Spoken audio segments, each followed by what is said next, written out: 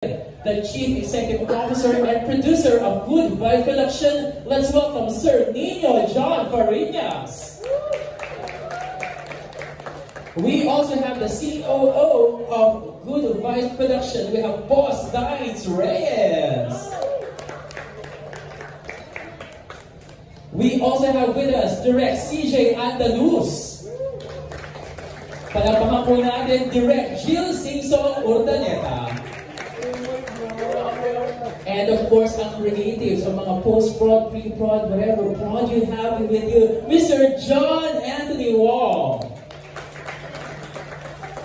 So the people in front of you, sila po ang brains and hands behind the Influencers Reality Challenge. And today, we are given the opportunity to ask them questions and let us know more about this online extravaganza happening in 2025. So let's start everything by asking one of our media friends, Mr. Chuck Smith of Interaction, to ask the first question.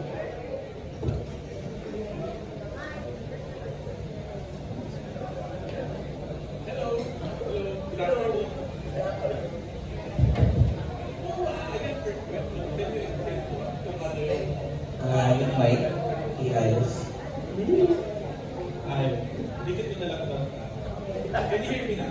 Yes. Thank you. So, I guess my first question would be, pwede mo bang explain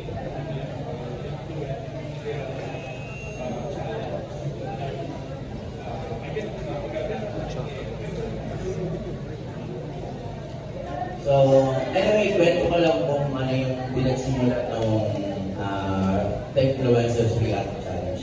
Actually, nung pandemic pa ito naisip, okay, 4 years ago, na nag-iisip ako kung ano yung pwedeng way na habang nakikita ko yung mga influencer, actually pati ako nag-try lang, pero ang hirap pagiging influencer, di ba? Hindi siya yung basta na lang kala mo mag-vlog ka, kikita na agad, so marami siya pagdadaanan.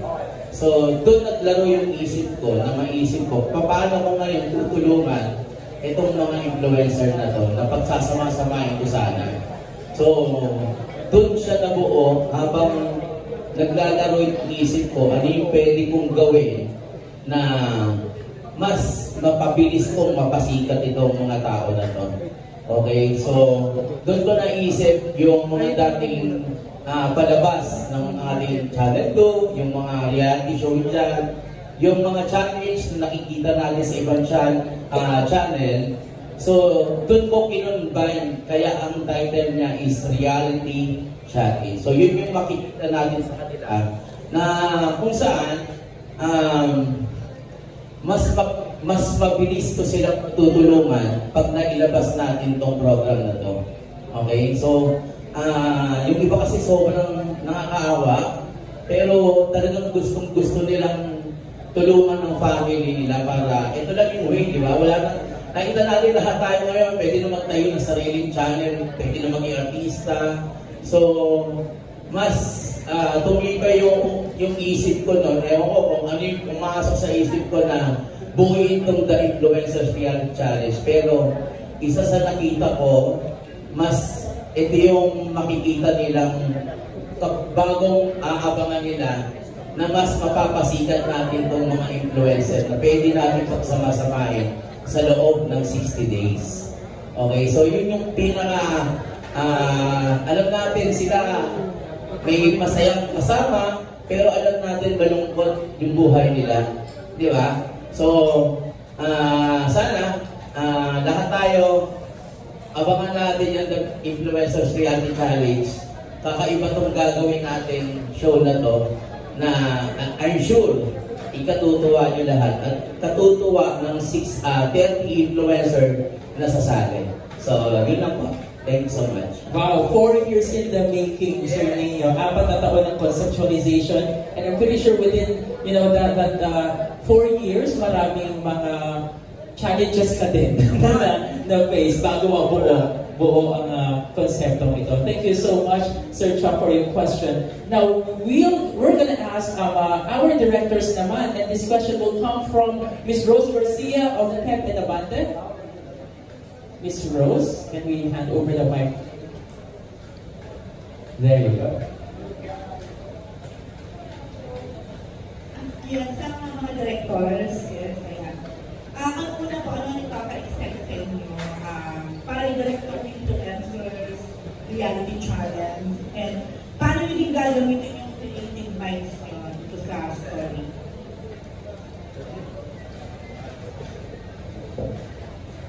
Yung first question ko, yung napapa-excite. Bukod po sa pera. Nakaka-excite. Hindi na sa amin, no? I heard, lalo na sa contestants, sobrang laki na yung premyo nito. But bukod doon, nakakapag-excite talaga sa akin is yung fact na these are influencers. So, just imagine na kung gaano sila kaingat, kung gaano sila kasaya, kung gaano sila ka-interesting panoorin sa mga vlogs, sa mga contents nila. Mas lalo dito pag pinagsama-sama na magka-clash yung mga personalities. And yung creative vision, gano'n. Siguro sa akin, since dalawa kami dito ni Direct CJ, sa part ko, siguro yung i-highlight ko yung both the wins and their losses. Siguro, both the failures and their achievements. Kasi yun yung papatibay din sa tao eh. At the end of the day, kailangan namin ipailabas yung tunay na influence ng tao, which is yung makapagpahayag ng impact, positive impact dun sa audience na. So, yeah. Well, first, you have excite. Well, basically the challenge itself, because 30 influencers yan, if you're excited or following one influence, it's 30 times the fun and entertainment. And with regards to creatives and production and technical, we will be experiencing challenges every day because we're doing it live. Compared to other reality shows, and it stays live and there are times to edit and everything, but here we're doing it live every day. So, hindi lang 30 influencers challenge, but creative, production-wise, challenging. So, I guess that is one unique aspect of the show.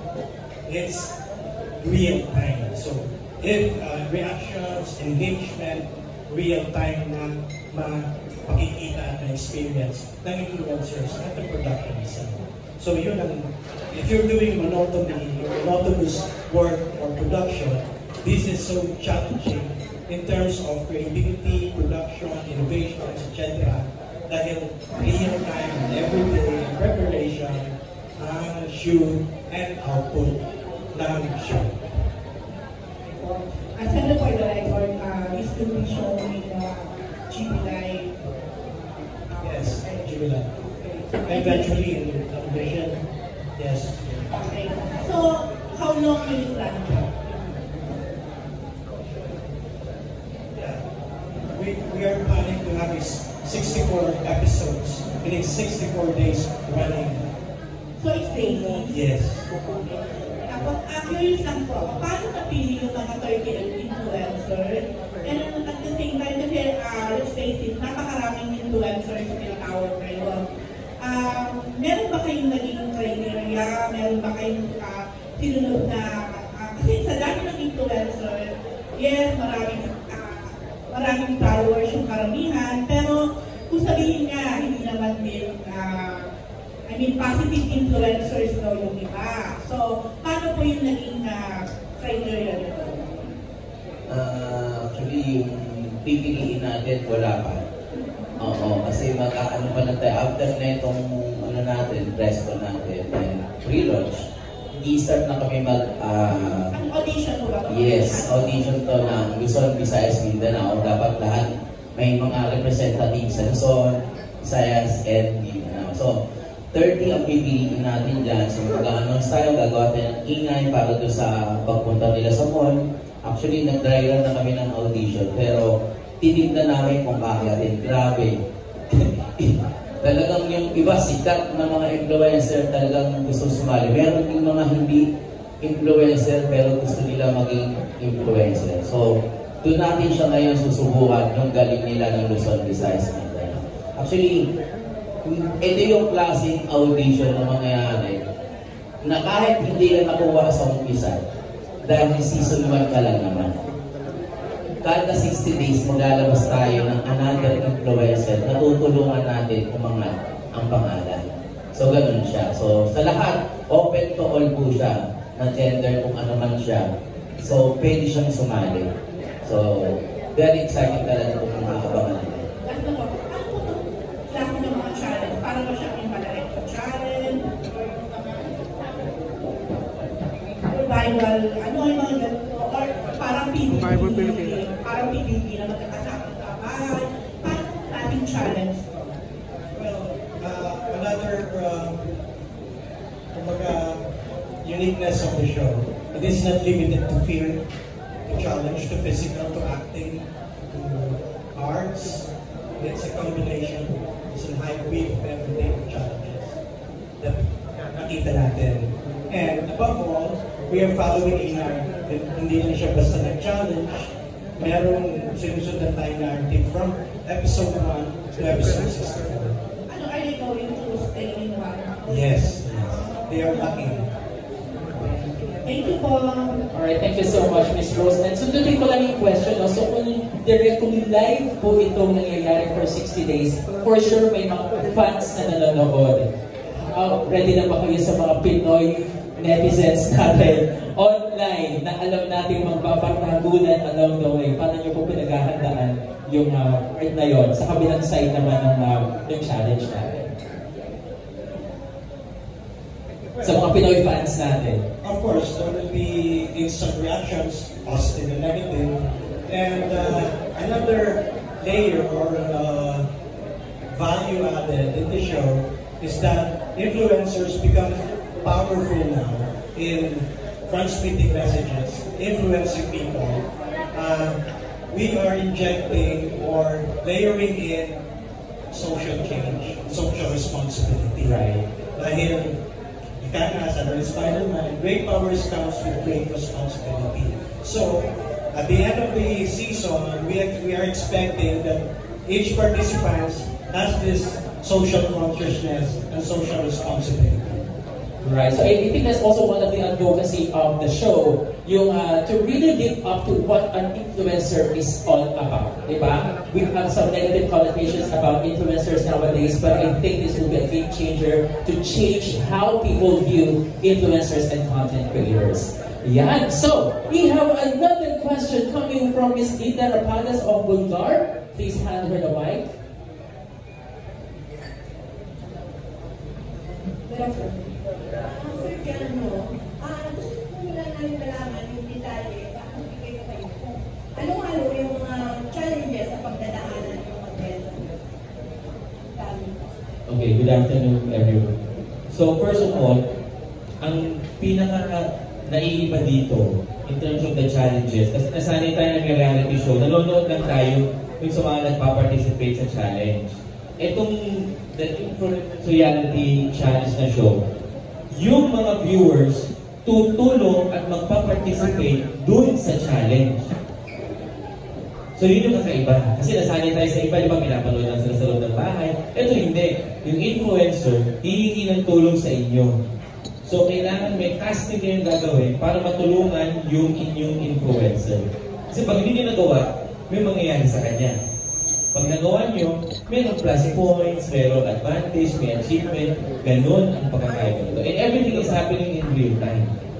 Maaaring before the episode streams dun sa live na app, kakausapin ang inyong influencer, o ito kailangan to bago mag-start yung show. Kailangan ma-produce nyo ito. Pag nag-start yung show, sasabihin ng ating host na, o paano yan, hindi mo na-abot. Hindi mo na-abot yung quota. Pwes, meron kaakibat yan ng punishment. Pero na-abot. Ito ngayon ang makukuha mo. Maaaring meron kang community, meron kang plus points, madami.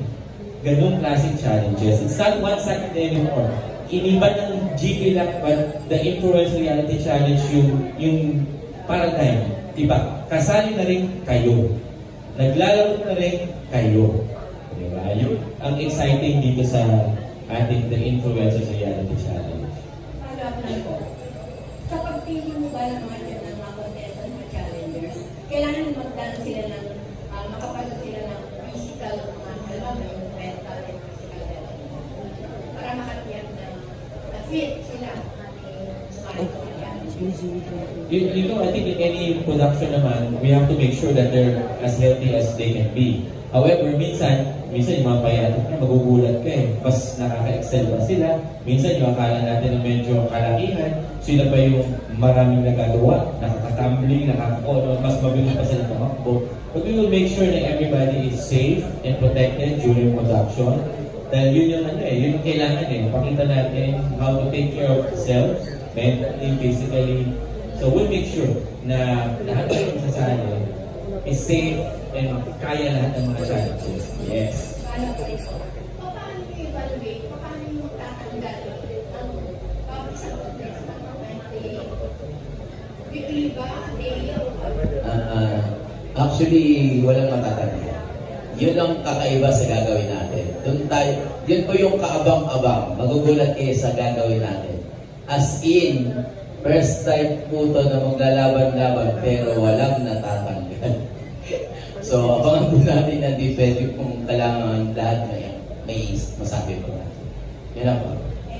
Ayan, sa kaabang-abang yan. Ang reality show na walang tanggalan, walang laglagan. Tingnan natin sinong matibay hanggang dulo. Panalo lahat. So, tingnan natin kung paano yan. So, exciting talaga yan. So, we have another question from Ms. Nitz Miralles of Filipino Star ngayon. I will be going ahead. Nabanggit rin na ni Director na tinanggap niya ito dito sa fee. Magkano magtapagapin na? Ay, hindi yung talent fee mo rin. Ay, pala magkano yung tatanggapin mo yun. Binabayan mo yung prices natin. Sobrang laki. Million. Yes po. So, gusto niyo po malaman.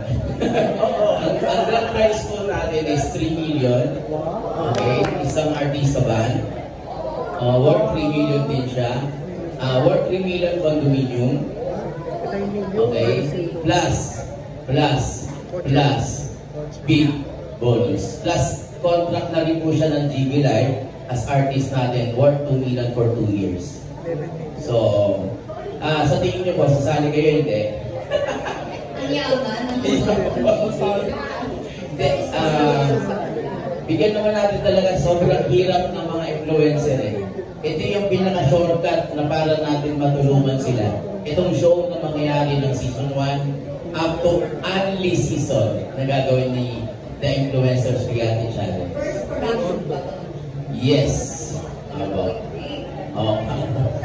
So yun, thank you. Actually sila libre lang dahil sobrang naibigay ko na sa mga. Ikaw ka nandito ba? Nag-audition or mag-audition? Actually, hindi po sila kasali. Oo. Kasi mga model po yan. Actually, pwede naman. Pag nag-start po yung audition natin, kahit po lahat kayo dito, pwede kang pumila. Okay. Even ikaw, Lola, dahil okay lang. Tita. Okay. Ang mga tita, dito, Lola, abangan niyo po yung ilalabas nating season para sa inyo. Okay, so, wala pang gagawa na. Tayo pa lang po. Tita, joke lang Ayan, so short of saying, Direk and Sir Nino, more than 10 million worth of prizes ang pwedeng makuha ng magiging the influencer, ultimate influencer dito sa Pilipinas. Ayan. And also, we have another question para po kay